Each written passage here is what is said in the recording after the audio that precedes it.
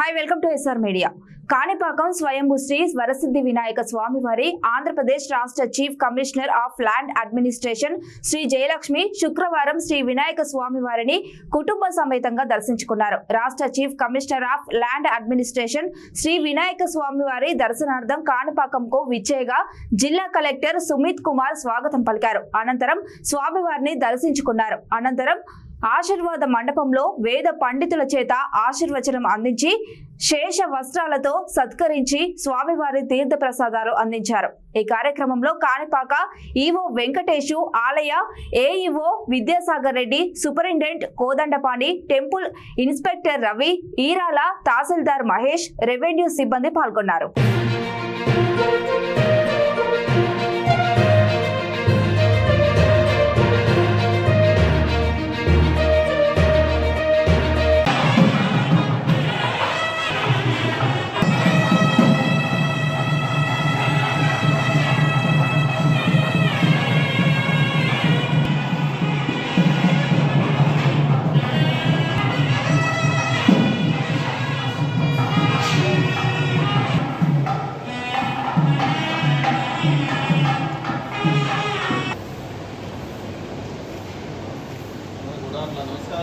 నమః నమః భవనిదా